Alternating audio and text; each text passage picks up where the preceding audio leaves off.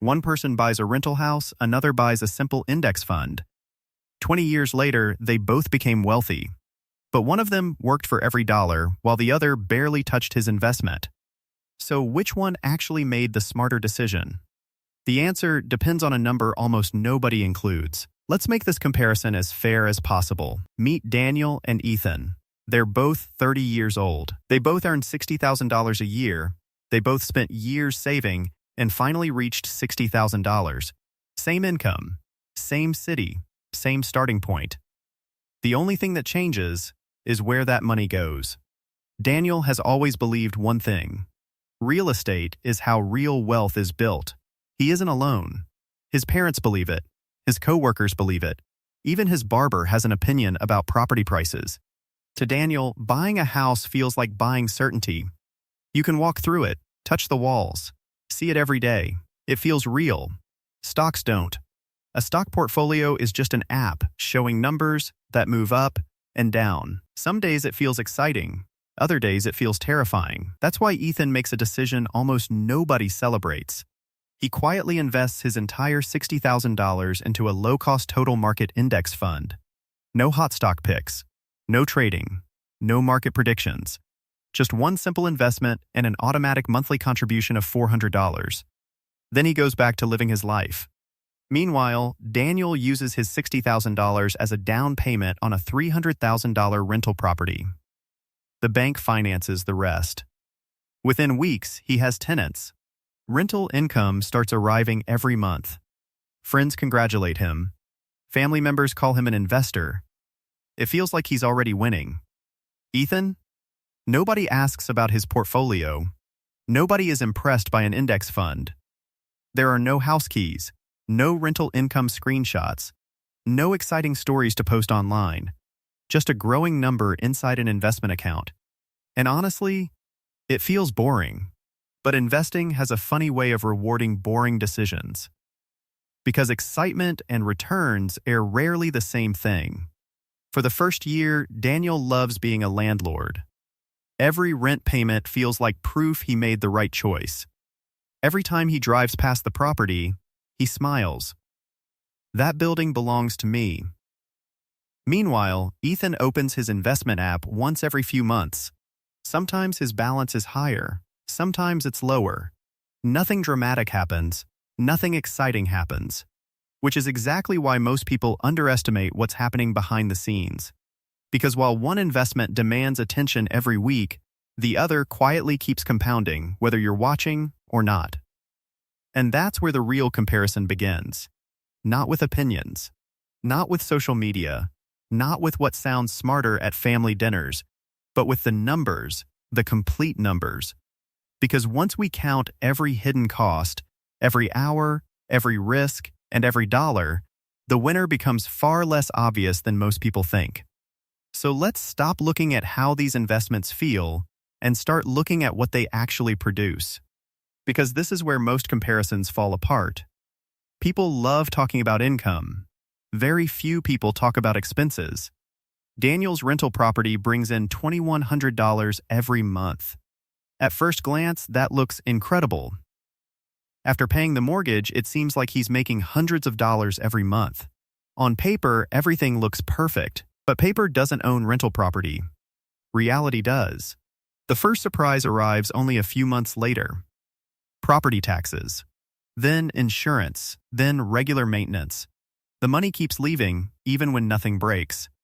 And eventually, something always breaks. A tenant calls one Saturday morning. The air conditioning stops working. It's the middle of summer. Waiting isn't an option. A repair technician arrives. The bill? Nearly $2,000. One repair erases several months of expected profit. A few weeks later, the tenant decides to move out. Now, the property sits empty. No rent comes in. But the mortgage doesn't stop. Insurance doesn't stop. Taxes don't stop. Daniel quickly realizes something important. Owning a rental doesn't mean your expenses wait until you're ready. They arrive on their own schedule. Some are small, some are painful, and some show up all at once. Meanwhile, Ethan's investment account doesn't call him. It doesn't need repairs. It doesn't ask for insurance. It doesn't care whether it's Saturday or Christmas morning.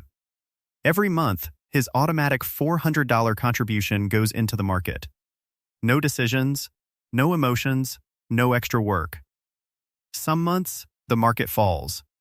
His account loses value. Watching the balance drop isn't comfortable. In fact, it feels like he's making a mistake. This is where many investors panic. They stop investing. Or worse, they sell everything. But Ethan keeps doing exactly the same thing, month after month. Because he understands something that's easy to forget. A falling market doesn't automatically mean a bad investment. Sometimes, it simply means everything is temporarily on sale. Back at the rental property, Daniel is learning another lesson. Cash flow and profit are not the same thing. Every dollar coming in looks exciting, until another bill quietly takes it away. When he finally adds everything together, mortgage payments, insurance, taxes, repairs, maintenance, vacancy, small unexpected expenses, his impressive monthly income suddenly looks much smaller. Not because real estate is bad, but because real estate is a business, and every business has operating costs. The problem is, most people only advertise the income. Very few advertise the invoices. Meanwhile, Ethan's investment continues doing the most boring thing imaginable. Nothing. No phone calls. No paperwork. No tenants. No emergencies. Just quiet growth, working in the background. One investment demands attention. The other demands patience. And those are two very different jobs. By the end of the third year, both Daniel and Ethan have made money. But they've earned it in completely different ways. One has built wealth with effort. The other has built wealth with consistency. And that's where the math starts getting really interesting. Because the next few years completely change the picture. By year 5, the excitement has started to wear off. Not because Daniel regrets buying real estate, but because he finally understands what he actually bought. He didn't just buy a property. He bought responsibility. Every repair, every tenant, every unexpected expense eventually lands on his shoulders. The good news? His property has increased in value. Homes in his neighborhood have been climbing steadily. On paper, his net worth looks better than ever. And that's where real estate reveals its biggest advantage. Leverage. Daniel only invested $60,000 of his own money, but he controlled a $300,000 asset. When that property rises by 5%, it isn't growing on $60,000, it's growing on $300,000. That's incredibly powerful, and it's one of the biggest reasons so many wealthy people invest in real estate. But leverage has another side. When prices rise, it accelerates your gains. When prices fall, it accelerates your losses too. A 5% drop suddenly feels much larger, because most of the money wasn't yours to begin with. Debt is like a magnifying glass. It makes everything bigger, the wins and the mistakes. Meanwhile, Ethan has experienced something completely different. He hasn't doubled his money overnight. He hasn't become rich from one lucky investment. Instead, his portfolio has been growing quietly, month after month. His original investment has appreciated. Every monthly contribution has added more fuel. And now, something interesting begins to happen. His investment starts earning money on the money it already earned. This is the moment most people never notice. The first few years of investing feel painfully slow, almost disappointing. You wonder if anything is happening at all. Then one day, the growth no longer comes mostly from your deposits. It comes from your previous growth. That's the moment compounding quietly takes over. Think about pushing a giant snowball. At first, you do almost all the work. But as it rolls downhill, it becomes larger. Heavier, faster, eventually, the snowball is creating more momentum than you are. That's exactly how compound growth works. It rewards patience, not excitement. By year 7, Daniel has built more equity in his property. His rental income has increased slightly, but so have taxes. Insurance premiums have gone up. Maintenance costs haven't disappeared either.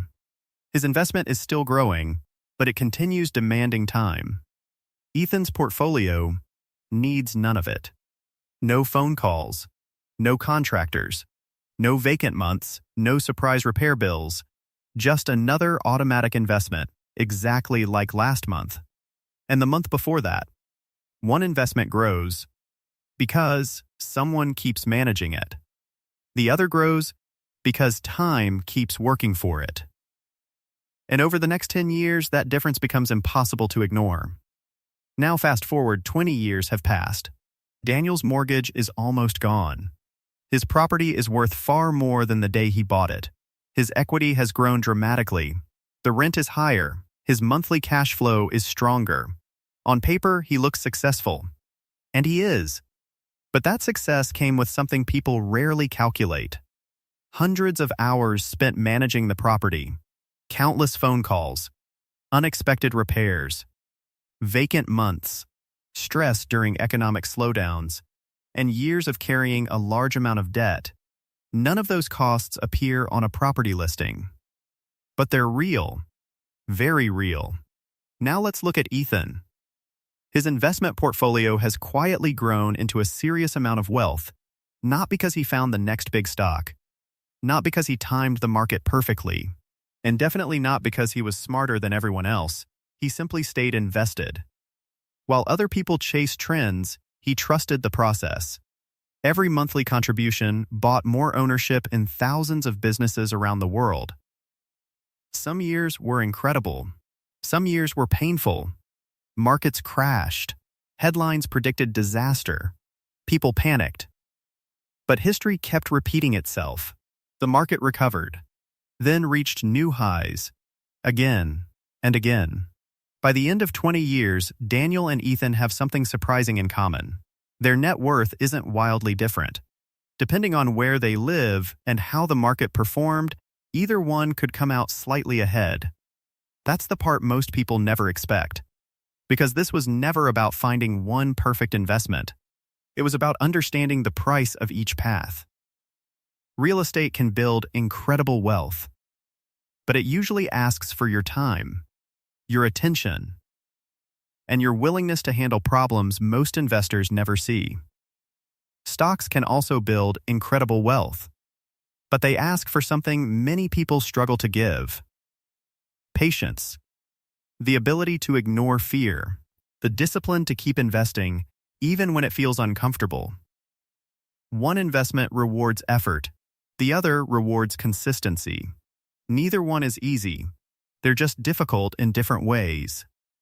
And here's the biggest mistake people make. They spend months arguing about which investment is better, instead of asking a much more important question: which investment fits the life you actually want?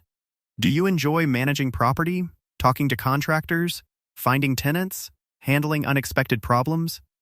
Real estate might be exactly what you're looking for. But if your goal is building wealth without turning investing into a second job, a simple diversified index fund might get you there with far less effort. Because at the end of the day, wealth isn't just about how much money you make. It's about how much freedom that money gives you. And the real math isn't just measured in dollars, it's measured in time. If you enjoyed this breakdown, you'll probably like the next comparison. Because what happens when someone combines real estate and stocks, instead of choosing only one, the answer changes the math all over again.